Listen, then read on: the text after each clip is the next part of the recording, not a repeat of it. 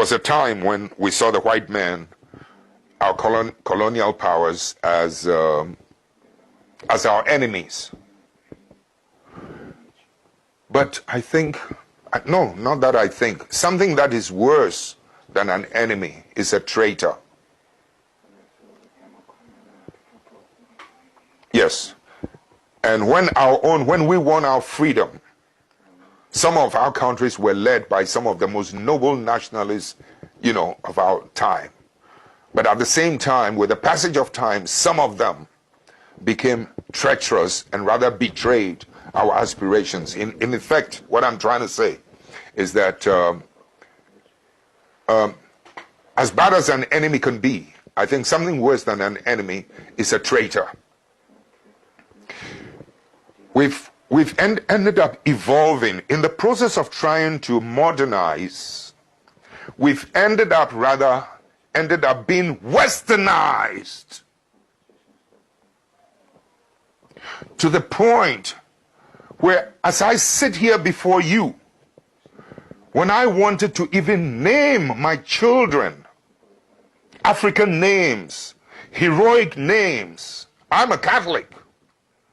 The Catholic Church, or that character, back at home, said, no, I cannot. They'll have to be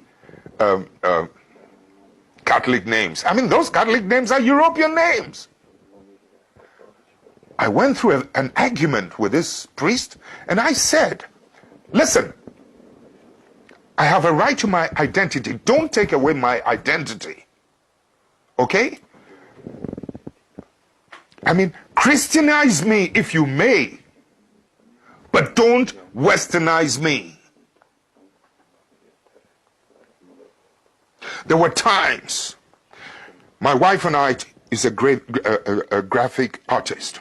We made some beautiful Christmas cards that depicted Christmas in an African setting. And the Christmas cards sold so well, even with Catholic nuns, white Catholic nuns. We wanted to secure the patent. I went to an office, the Registrar General's office, to secure the patent. Can you believe that this fellow African, Registrar General, looking at my black personality, black face, told me that, no, I cannot. This was long after independence, and that it's going to take about 3 years. I said, why 3 years? He said, it'll have to go to England. It will go to England, and it might take about 3 years before I'm granted the right to that patent or whatever it is that register. In other words, in effect, what I'm trying to say is that, so I have no right to even my creativity. I create my own, you take it away from me, and you have to send it to the colonial power.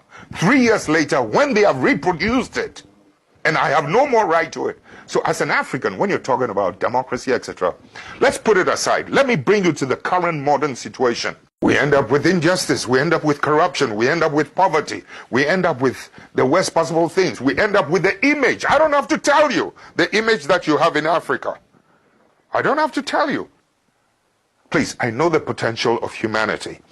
So when you're talking about the effects of some of these things, sometimes, these superpowers must learn to accommodate and to live and to accept patriotic leadership, patriotic citizens. Too often, they're happier with people who are not patriots. But if the media, especially in America, for instance, could give you both sides of the story as pertains to foreign policies and foreign actions, you will bring so much pressure to bear, because you still live in a world with the capacity and the ability to be able to influence your presidents. You can impeach your presidents like in America. So you as a people still have power, unlike us. In Africa, they disempower.